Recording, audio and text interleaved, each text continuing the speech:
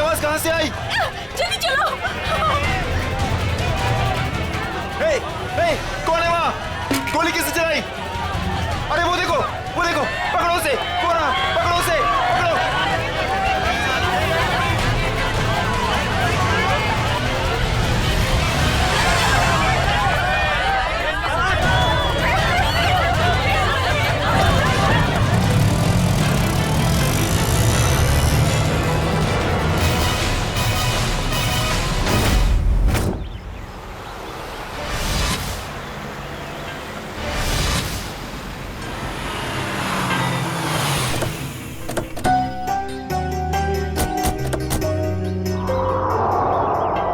यही है वो Dhanraj palace.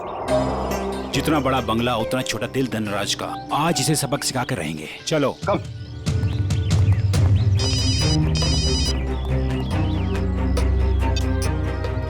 Sir, yes sir. हाँ, हम लोग पहुंच गए। काम पूरा करके ही वापस आएंगे। Okay sir.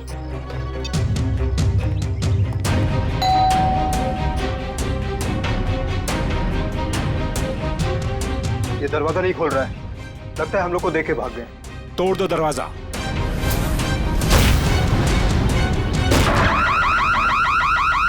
ये तो चोर अलार्म है। अरे, ये लाश! लगता है कोई और जुर्म करके भाग गया। अरे क्या हुआ?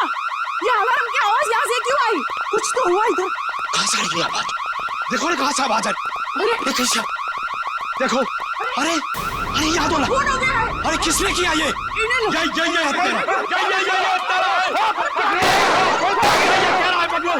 पकड़ो इसे, ये भागने ना पाए। तुम लोग उतरो, चलो उतर। पकड़ो इसको। अभी मैं सीआईडी को फोन करता हूँ। हेलो,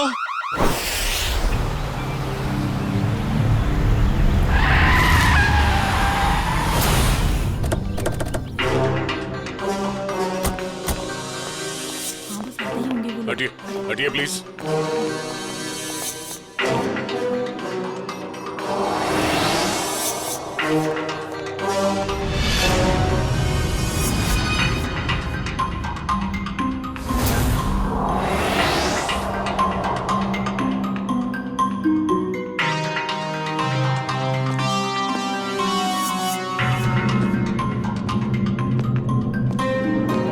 यहाँ एक चोर की मौत हुई है।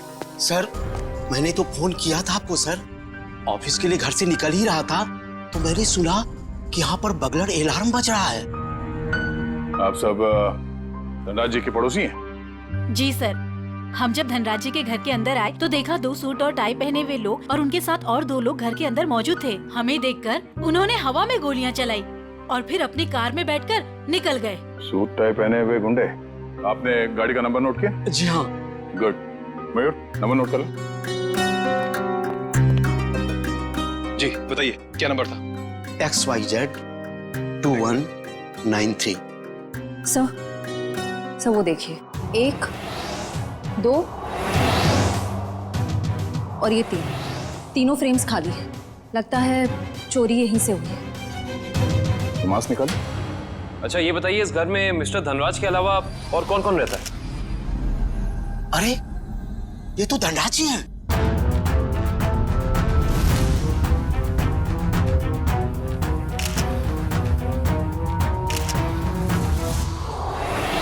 लेकिन इन्होंने चोरों वाले कपड़े क्यों पहन रखे हैं? धनराज जी अपने ही घर में चोरी कर रहे हैं और उनकी मौत भी हो गई। तो लगता है इन्होंने मरने से पहले गोली चलाई है। सचिन, निखिल, श्रेया, तो देखो घर में इनके परिवार वाले हैं क्या?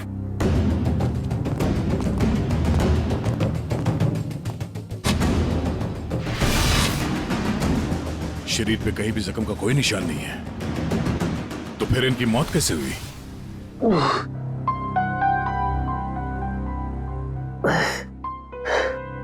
10:30।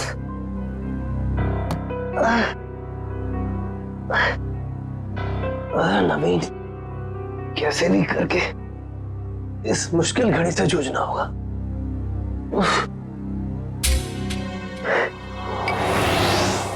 ये अभी तक यहीं पड़ी है। माँ ने देख लिया तो प्रॉब्लम हो जाएगी।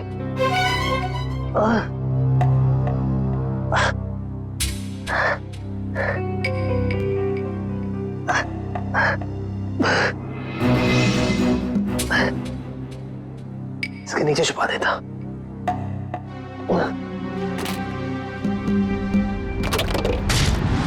आप सब लोग जा सकते हैं। अगर जरूरत पड़ी तो फिर से बुला लेंगे।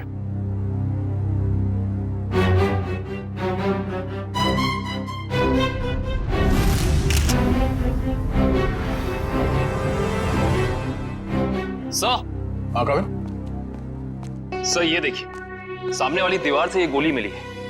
सर देखने से लगता है ये वही गोली है जो धनराज जी की गन से चली है। इसका मतलब है धनराज जी की मौत से पहले यहाँ कमरे में कोई और भी था जिसपे शायद इन्होंने गोली चलाई। शायद वही सूट बूट वाले गुंडे हों जो पड़ोसी बता रहे थे।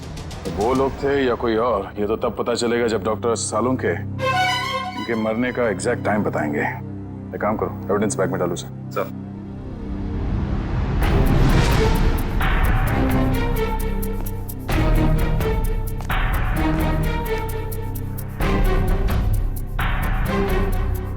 नाक पे मिट्टी लगी है।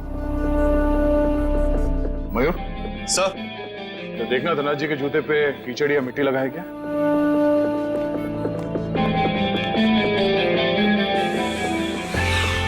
नहीं सर, जूते एकदम साफ है। इसका मतलब है ये मिट्टी इस आदमी के जूते से आए हैं जिन पे इन्होंने गोली चलाई। सर ये मीशा है, धनराज जी की भतीजी। ये अभी तक अपने कमरे में ही सो रही थी। तो सर ये धनराज जी की बेटी और दामाद है, ये भी अपने कमरे में सोए हुए थे। सर ये लोग धनराज जी के दोस्त थे, ये लोग भी सो रहे थे और मुश्किल में उठे सर। मैं संभाल के। सर बड़ी अजीब सी बात, इस घर में ऐसा हादसा हो जाता है और सब सो रहे थे।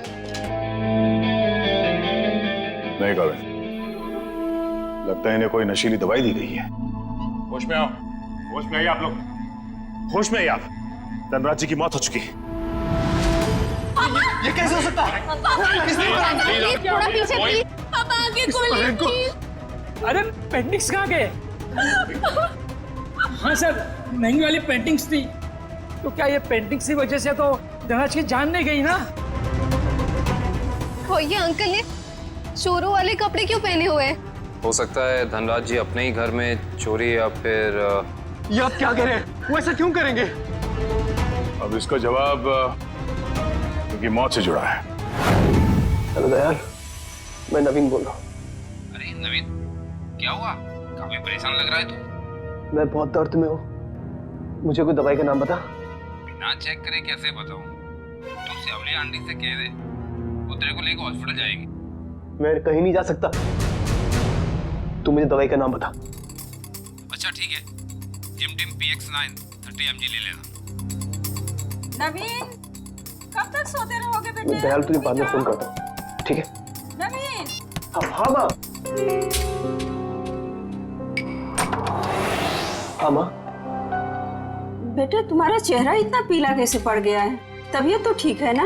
रात को मैं देर से सोया था तो नींद पूरी नहीं हो पाई। आप मेरे लिए दवाई मंगा देंगी? हाँ मैं दवाई ला दूंगी।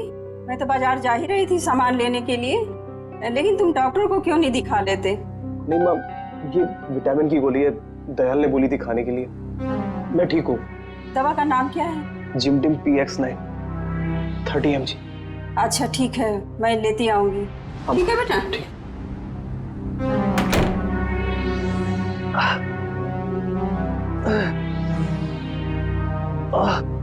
तो आप लोग इतनी गहरी नींद में सोए हुए थे कि किसी को भी गोली चलने की आवाज सुनाई नहीं दी और ना ही इस बर्गलर अलार्म की आवाज सुनाई दी। आपको किसी को पता नहीं चला कब ये पेंटिंग चोरी हो गई और कब धनराज जी की मौत हो गई? हाँ? वाकई सर, हम लोगों को बिल्कुल पता नहीं चला। हम लोग जब रात को डिनर करके लौटे, पता ही नहीं चला कि कब कैसे आंख लग गई। डिनर? कौन सा डिनर? कल रात अंकल ने डिनर का प्लान बना लिया बिना हमें बताए, डिलाइट रेस्टोरेंट में। तो पूरा परिवार गया था डिनर पे? हाँ सर। अच्छा, पिछले कुछ दिनों में धनराज जी कुछ परेशान लग रहे थे किसी बात को लेके? जी सर, जब से वो घर में पेंटिंग्स लगी थी तब से जैसे मानो उनका जीना ही दुश्वार हो गया था। क्या मतलब? शुरू से बताइए, खुल के बताइए प्लीज। 33 करोड़? तुमने पेंटिंग्स 33 करोड़ में खरीदी? इसे क्या तुम दीवारों पे सजाओगे? मुझे क्या किसी पागल कुत्ते ने काटा है जो इतनी महंगी पेंटिंग को दीवार पे सजाऊंगा?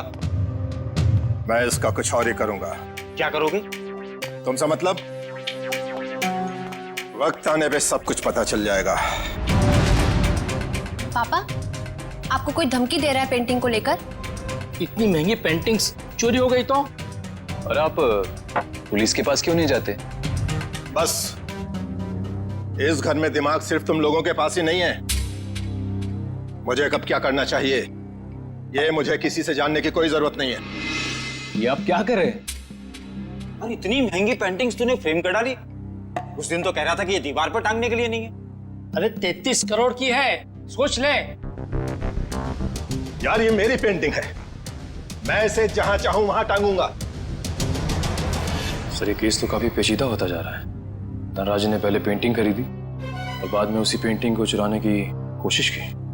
और पेंटिंग चुरा ले गया कोई और, जिसपे शायद धनराज ने गोली भी चलाई थी। और सर वो सूट बूट वाले गुंडे वो यहाँ क्यों आए थे? उनका मकसद क्या था?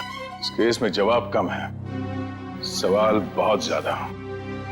मगर मुझे लगता है कि ये पेंटिंग्स ही कारण है धनराज जी की मौत का। सर। हाँ? सर ये देखिए, ये सुई मिली है इनके शरीर से।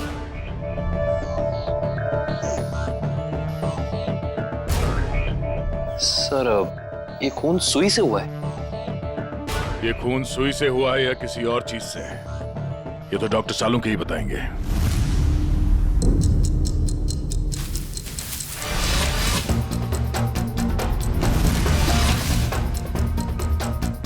दिखने में चाहे तुम बहुत छोटे से हो, लेकिन हो बहुत घातक। धनराज की जान तुमने कैसे ली है तुम बताओ चाहे मत बताओ, लेकिन मैं पता लगा कर गिराऊंगा, छोड़ूंगा नहीं तुम्हें। सर ये डॉक्टर साहब अपने आप से बातें कर रहे हैं? सुई से बात कर रहे हैं। अरे आ गई क्या? सीआईडी की बारात आ गई? हाँ, सबूतों के फूल माला तैयार है। भाई साहब सबूतों की माला से आपका मतलब अगर इस गोली से है तो माफ करना, सीआईडी की पूरी टीम को मायूस होकर के जाना पड़ेगा। क्यों? क्योंकि गोली इतनी बुरी तरह से पिचक गई है कि इससे बात करना बड़ा मुश्किल है। अरे गोली को छोड़िए सर, उस मिट्टी के बारे में बता दीजिए जो हमें डोरमैट में मिली थी। वो मिट्टी के बारे में डॉक्टर तारिका जी बताएंगे। जो काम करेगा वही बताएगा ना? मतलब नहीं मतलब मिट्टी के बारे में यही पता लगा रही थी ना, तो यही बताएंगे। जी इस डोरमैट पे जो मिट्टी लगी हुई है वो धनराज जी के गार्डन में जो मिट्टी है उससे अलग है। अरे वाह डॉक्टर तारिका, ये कैसे पता चला आपको? वो ऐसे फ्रेडी सर कि गार्डन में ये जो मिट्टी मिली है इसमें हमें कीड़े मारने की दवाई मिली है, और डोरमैट में से जो मिट्टी मिली है उसमें ऐसा कुछ भी नहीं है। मतलब साफ है बॉस, डोरमैट वाली मिट्टी कहीं और से आई है, बाहर से, शायद किसी के जूतों से। मतलब अभिजीत ये उस आदमी की जूतों पर से आई है मिट्टी जिस पर धनराज ने गोली चलाई थी, चोर नंबर 2। धनराज की गोली तो चोर नंबर 2 को नहीं लगी, लेकिन चोर नंबर 2 की पिन जरूर धनराज जी की जान ले गई। कैसे? ये देखो, इस पिन को मैंने इस पानी में उबाला तो इस पानी का रंग हल्का नीला हो गया। इसका मतलब साफ है उस पिन पर जहर लगा हुआ था। कमाल है डॉक्टर साहब, आपने तो बारातियों को अच्छा शगुन दे दिया। खुश हुए ना? सालुंके ये सुई कब लगी थी, कितने बजे? बस रात के करीब 10 से 12 बजे के बीच में।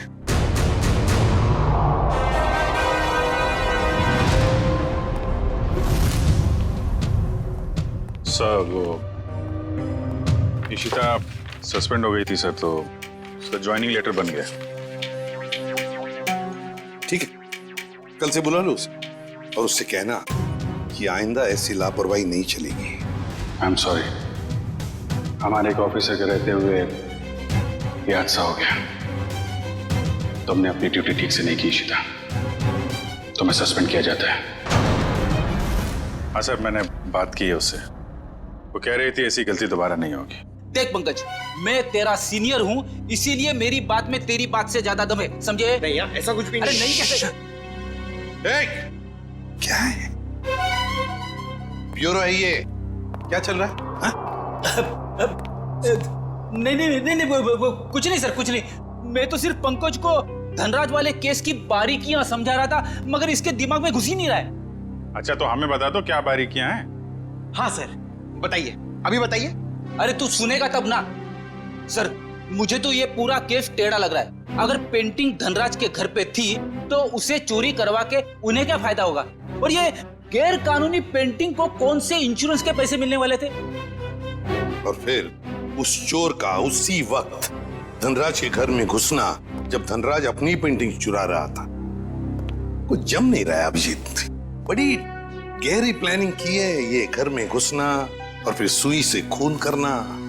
और सर, सुबह गुंडों का घर में घुसना, इन सब के बीच में कोई ना कोई संबंध है सर। संबंध है अभिजीत, संबंध है। ये कोई संयोग की बात नहीं कि जिस वक्त ये आंधी तूफान मच रहा था तब घर के सारे लोग गहरी नींद में सो रहे थे, जैसे कि एक एक को लेकर सबको नींद की दवाई खिलाई थी।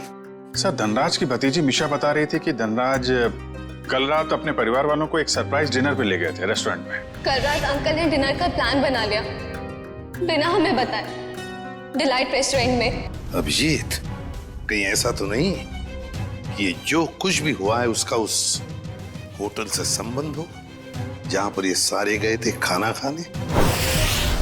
देखो, ग्राहक हमारे लिए भगवान समान है और उन्हीं की वजह से हमारा घर चलता है। चाहे उनका मूड अच्छा हो या बुरा, हमें सबका ख्याल रखना है। मुस्कुरा के सबको अच्छे से खाना परोसना है। किसी भी ग्राहक से कोई शिकायत नहीं आनी चाहिए। समझ गए तुम लोग? जी मैनेजर साहब, समझ गया। हम सीआईडी वालों को भी कुछ समझा दीजिए। सीआईडी? नमस्ते सर। हमारे तो भाग ही खुल गए सर कि आपने हमारा रेस्टोरेंट चुना है खाना खाने के लिए। काश हम लोग यहाँ खाना खाने आते, तहकीकात करने नहीं। देखिए, हम यहाँ खाना खाने नहीं, कुछ सवाल पूछने आए हैं। कैसा सवाल सर? क्या कल रात मिस्टर धनराज अपने परिवार के साथ यहाँ खाना खाने आए थे? मिस्टर धनराज वो मशहूर बिजनेसमैन जो पिटोराइल में रहते हैं। क्या बात है? अपने कस्टमर के एड्रेस तक याद है आपको? तो सर, सबके तो याद नहीं रहते, लेकिन मिस्टर धनराज हमारे खास मेहमान हैं। वो अक्सर यहाँ आते रहते हैं, इसलिए। तो क्या कल रात वो अपने परिवार के साथ यहाँ आए थे? हाँ, आए तो थे, लेकिन आपको कैसे मालूम? क्योंकि उनके खाने में कुछ ऐसा मिला है जो नहीं होना चाहिए। मैं कुछ समझा नहीं सर। नींद की दवा। उनके खाने में हमें नींद की दवा मिली है। किसने दिया था खाना उन्हें?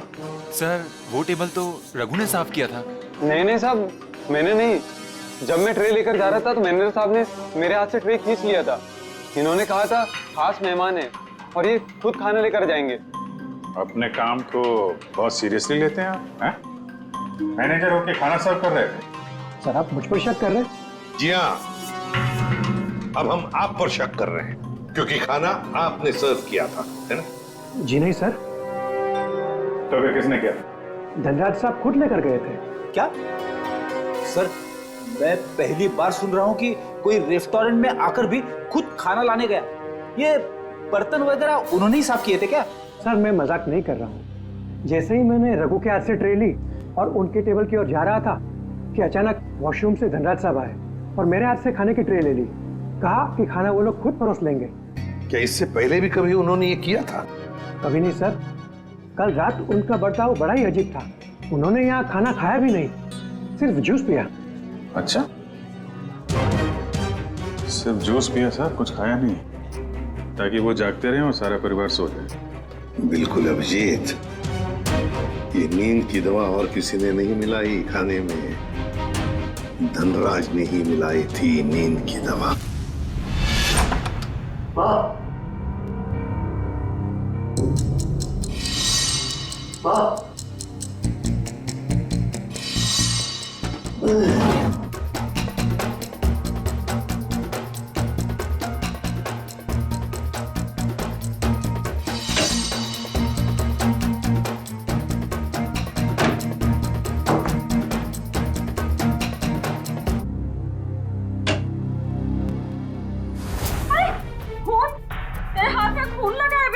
माँ, मुझे गोली लग गई थी, लेकिन छू के निकल गई।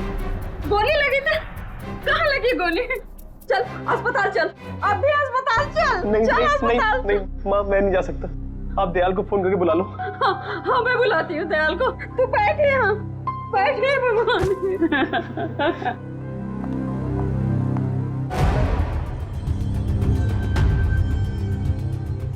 देखा सचिन, इन दोनों की स्टाइल देखी?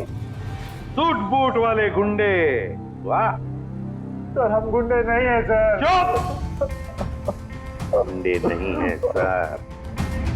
17 केसेस दर्ज है तुम्हारे खिलाफ पुलिस स्टेशन में। लोगों को डराने की धमकाने की केसेस हैं। और ये गन? सर, ये गन डराने के लिए, मारने के लिए नहीं है सर। अच्छा, तो फिर गन भरी हुई क्यों थी? गोलियों के साथ क्या कंचे खेलते हो तुम लोग? सर,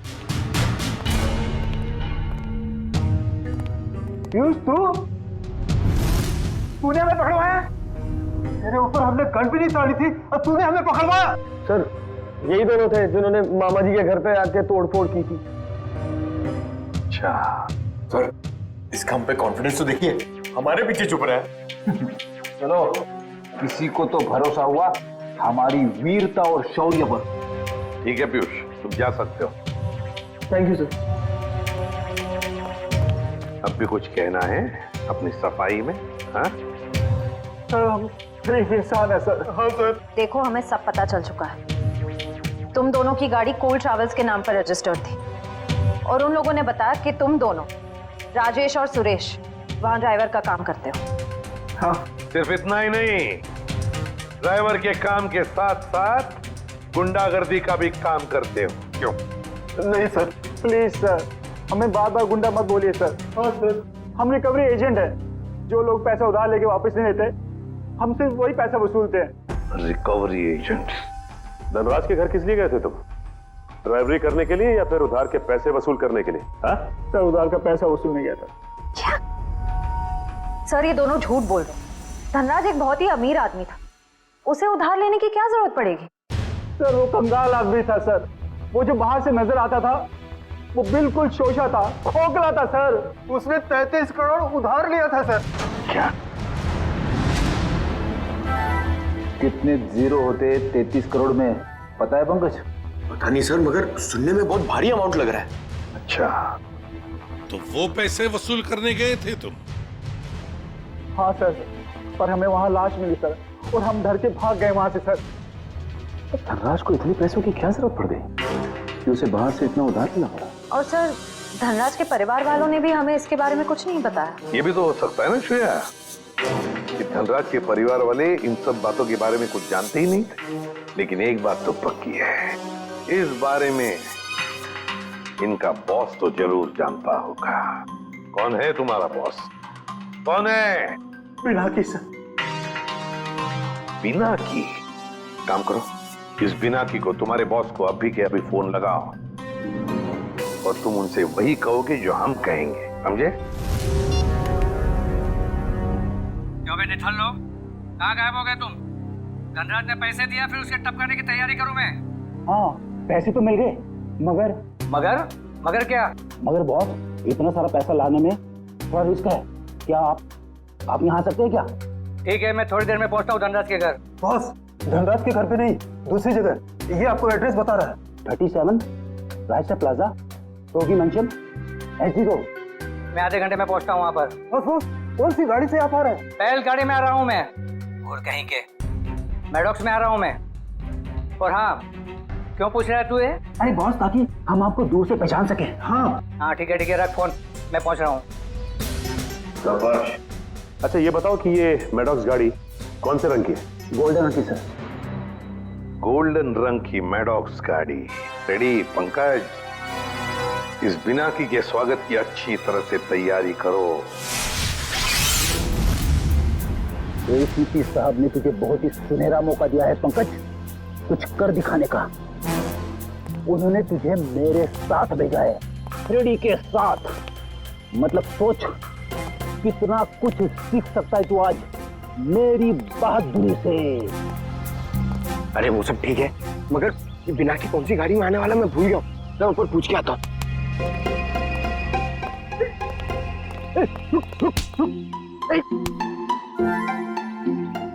अभी उठ जा, मुझे मालूम है कौन सी गाड़ी है। अब नजरें सड़क पे रख और पैर यहीं पे, इसी जमीन पे, पलके झपकने ना पाए और कदम हिलने ना पाए। मगर सर, अगर आ गया तो क्या? आ गया तो रोक के रख, बिना की के गिरफ्तार होने तक, समझे? आ गया, आ गया, आ गया, आ गया। अबे चल, अरे अरे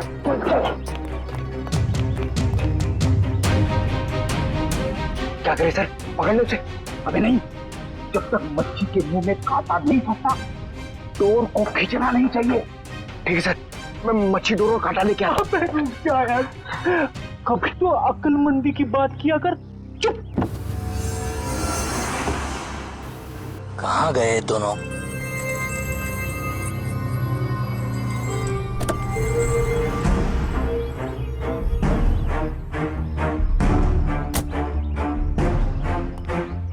कहाँ रहेंगे दोनों? ये एड्रेस तो यहीं का है। कह रहे थे कि मुसीबत में है, और देखो दोनों लंगूरों का पता नहीं है यहाँ पर। कहीं मेरे पैसे लेकर दोनों उड़ तो नहीं गए? Crime investigation department, CID? अरे ये लोगों ने मुझे यहाँ कहाँ बुला लिया? अब आ ही गए हो तो अंदर से सीआईडी ब्यूरो भी देख लो। आप गन नीचे रखिए प्लीज। पहले ऊपर चल, ऊपर। अरे फिर गन अपने आप नीचे हो जाएगी। अरे लेकिन चल चल। बिना की बहुत पैसा है ना तुम्हारे पास, इसलिए पैसा बांटते फिरते हो, मगर सिर्फ उन लोगों को पैसा बांटते हो जिनकी ना हिम्मत है ना हैसियत पैसा लौटाने की। क्यों? और फिर उन लोगों को डराते हो। नहीं सर, मैं तो सिर्फ जरूरतमंद लोगों की ही मदद करता हूँ सर। और सर, जरूरतमंद लोगों की मदद करना तो अच्छी बात होती है ना सर। और हाँ, एक बात है, जब लोग ब्याज के साथ पैसे देते हैं ना सर, तो मेरा भी कुछ भला हो जाता है सर। और जब कोई पैसा नहीं लौटा सकता तब तो ऐसे मुश्किलों की मदद लेनी ही पड़ती है सर। और इसीलिए तुमने इन दोनों को भेजा था धनराज के घर पैसा वसूल करने के लिए। क्यों दिए थे इतने सारे पैसे धनराज को? नहीं सर, मैंने धनराज के घर किसी को नहीं भेजा सर। और सर, धनराज के घर चोरी हुई है ये तो आप जानते हैं ना सर। हाँ, कीमती और नायाब पेंटिंग्स चोरी हो गई थी। हाँ, उस पेंटिंग्स की कीमत 35 करोड़ रुपए थी सर। 35 करोड़। धनराज ने किसी खुफिया नीलामी से खरीदा था उसे। लेकिन एक बात बताऊं सर, उस वक्त उन पेंटिंग्स को खरीदने के लिए धनराज के पास ढेला भी नहीं था सर। तो इसीलिए धनराज ने तुमसे ये 33 करोड़ उधार लिए? जी हाँ, 17 करोड़ मुझसे लिए थे सर, और बाकी के 16 करोड़ किसी और से। लेकिन सर, जब पैसे लौटाने की बारी आई ना, तो उसके पेट में अचानक दर्द होने लगा सर। फिर तो उस दूसरे आदमी के 16 करोड़ भी नहीं लौटाए होंगे धनराज ने। कहीं उसी आदमी ने तो धनराज का खून नहीं किया? जो भी है, अगर एक बार मेरे हाथ लग जाए वो, छोड़ूंगा नहीं उसे। मैं धनराज की जान लेकर उससे मुझे भी डुबो दिया सर, बर्बाद कर दिया मुझे। अगर तुमने धनराज को नहीं मारा तो किसने मारा होगा? कौन कर सकता ये? बताओ जल्दी। पक्के से तो नहीं कहता सर, लेकिन हाँ, एक आदमी है सर। एक आदमी है जो आपके काम का हो सकता है। और वैसे भी अब मैं अकेला क्यों डूबूं? उसे भी साथ लेकर डूबूंगा मैं। जरूर डूब जाए, मगर डूबने से पहले हमें उस आदमी का नाम बताना जो हमारे काम का है। क्या नाम है उसका? नवीन नाम है उसका सर। घबरा मत बेटा, सब ठीक हो जाएगा, दयाल आता ही होगा। तूने मुझे बताया क्यों नहीं कि तुझे गोली लगी है? आपको बता नहीं पाया। अब मैं क्या करूं? अब क्या होगा? अस्पताल फोन करती हूँ। मैं बेमौत मारा जाऊंगा। दयाल के अलावा किसी को कुछ पता नहीं। लगता है दयाल आ गया। नवीन। अच्छा किया दयाल तुम आ गए। नवीन, अरे तुझे गोली लगी है? गोली लगी नहीं, गोली छू के निकली। सुन, मैं बस तो जाऊंगा ना। हाँ हाँ, ज्यादा खून नहीं निकला है, तुम्हारा ऑपरेशन करना पड़ेगा। ये देखिए सर, यही है वो नवीन। मीनाक्षी, तुम यहाँ? ये सब लोग कौन है? सीआईडी। सीआईडी? क्या हुआ है? हैं? मेरे बेटे को गोली लगी है सर। ये गोली कैसे लगी तुम्हें? सर प्लीज, अभी ये सवाल पूछने का वक्त नहीं है। अभी से हॉस्पिटल लेकर जाना पड़ेगा एम्बुलेंस में। सर मैं एम्बुलेंस को फोन करता हूँ। मतलब धनराज ने आपको मेरे बारे में सब कुछ बता दिया। क्या आप लोग मुझे इस हालत में गिरफ्तार करेंगे? इस हालत में जरा देखे तो सही। हालत इतनी बुरी नहीं है तुम्हारी, समझे? गोली छू कर निकली है और फिर धनराज की मौत हो चुकी है। वो नकाबपोश चोर कोई और नहीं, धनराज था। बड़ी जल्दी समझ में आ गया आपको सब कुछ। अब ये बताओ कि तुमने धनराज का खून क्यों किया, वो भी उस जहरीली सुई से। जहरीली सुई? कौन सी जहरीली सुई? मैंने धनराज को नहीं मारा। चुपचाप बताओ, वो पेंटिंग्स कहाँ है जो तुमने चुराई धनराज के घर से? कहाँ है वो उस कमरे पर बेड के नीचे। सर, ये नवीन ही था जिसे उन पेंटिंग्स की धनराज से भी ज्यादा जरूरत थी। वो 33 करोड़ रुपए जो लौटाने थे माफिया वालों को। देखिए, मैंने धनराज को नहीं मारा, वो सब लोग मेरे पीछे पड़े थे। सर, अब आप लोगों का काम हो गया, मैं जाऊं प्लीज? चुपचाप यहीं खड़े रहिए। क्या आपको लगता है कि मैंने धनराज को मारा? तुमने नहीं मारा धनराज को, हैं? तो फिर किसने मारा? क्या आपको लगता है कि मैंने धनराज को मारा? तुमने नहीं मारा धनराज को, हैं? तो फिर किसने मारा? तुम ही गए थे ना उधर। जब मैं वहां पे गया तो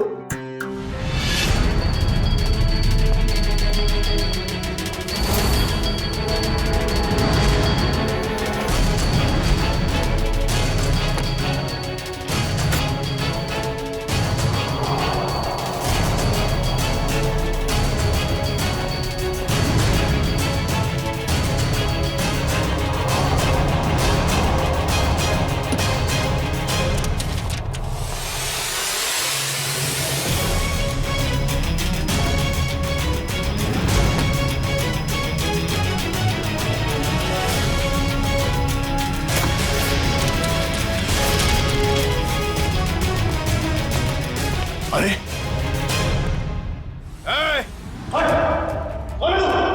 खुद चोरी करने आया है और मुझसे पूछता है कि मैं कौन हूं?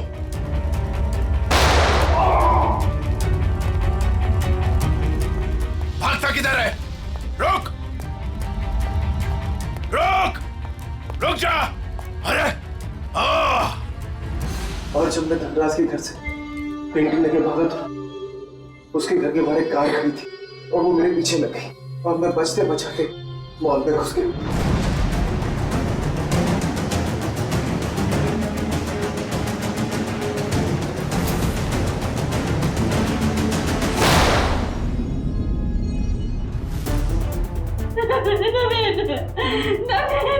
आगे खोलो बेटा, मेरे आगे खोलो मेरे बच्चे।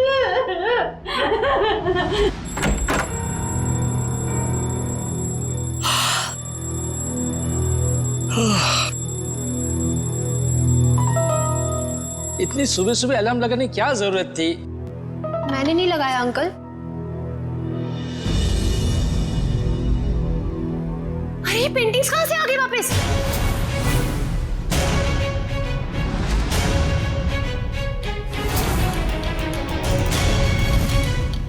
तो सीआईडी को बता दे क्या? नहीं, क्या जरूरत है, पेंटिंग्स तो वापस आ गई ना।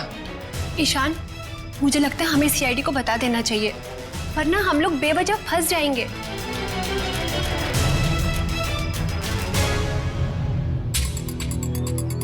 सर एक बात समझ में नहीं आ रही, हमने वो पेंटिंग वापस घर में क्यों लगाई? क्योंकि मुजरिम घर का ही कोई आदमी है और उस पेंटिंग को घर में वापस लगा दे, वो कोई ना कोई हरकत जरूर ऐसे करेगा जिससे उसके सारे पत्ते खुल जाएंगे। सर, सारे परिवार वालों के फोन टैप करने को कह दिया। अब मुजरिम हमसे बच नहीं पाएगा। गुड।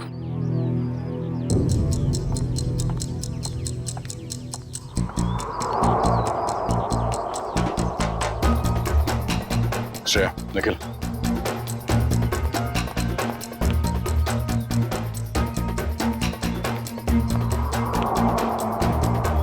ये दोनों तो आपस में काफी खुसर फुसर कर रहे हैं। अभी तक धनराज के पैसों पे ऐश कर रहे थे। अब देखना पड़ेगा उनकी मौत के बाद इनके आगे का प्लान क्या है। सचिन, मयूर।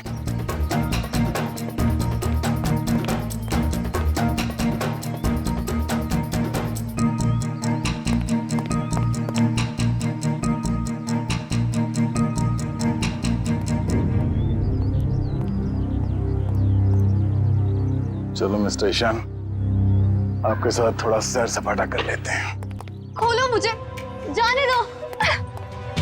सही किया मैंने तुम्हें यहाँ पर बांध के। मुझे तुम पर मॉल की रात से ही शक था। जीजो, मैंने आपसे माफी मांग तो ली है। मैं नहीं मार पाई नवीन को, लेकिन मैंने आपको कोई धोखा नहीं दिया। मुझे सच में नहीं पता कि पेंटिंग्स कहाँ है। बस बंद करो ये ड्रामा और ये बताओ घर पर पेंटिंग्स किसने लगाई थी और कौन है तुम्हारा साथी? सीआईडी ने लगाई है वो पेंटिंग। कोई एतराज है? सीआईडी, देखो देखो पकड़े गए ना तुम्हारी वजह से, और तुम मेरा मुंह क्या देख रहे हो? करो कुछ। कहाँ भाग रहा है? अपने चेहरे पे मेरा ऑटोग्राफ नहीं लेगा? हाँ?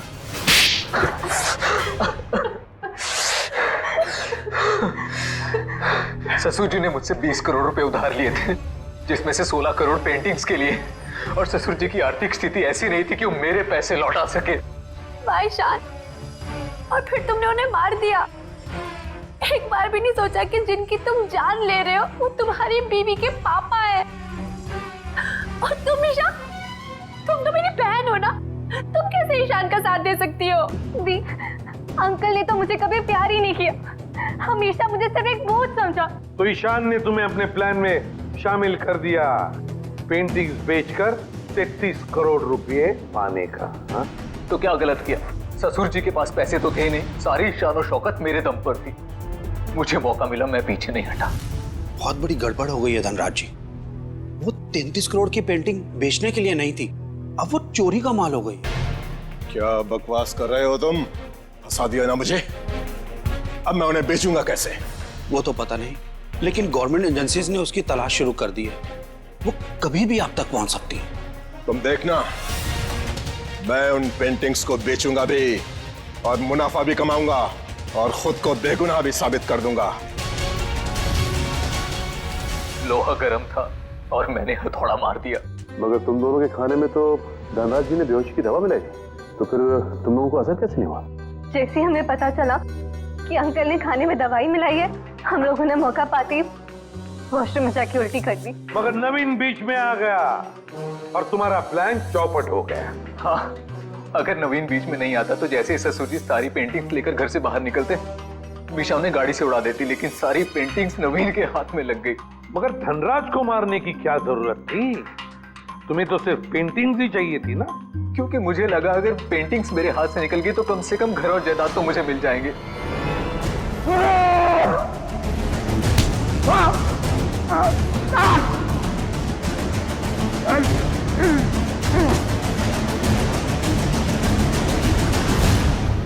गलती हो गई, हमें माफ कर दो, दोबारा ऐसा नहीं होगा। पैसों की लालच में तुम दोनों ने अपने परिवार के एक को मारा है, अपने ही परिवार के। अगर फांसी से बढ़कर कोई सजा होती ना तो वो तुम्हें मिलती। काश। मैं ले जाओ इन दोनों को। चलिए चलिए मैम।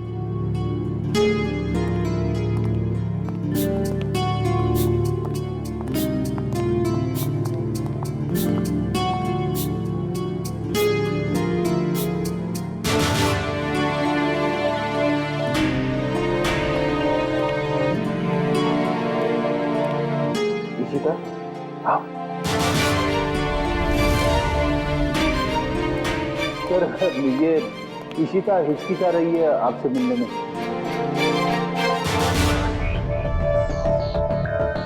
क्यों हिचकिचा रही हो?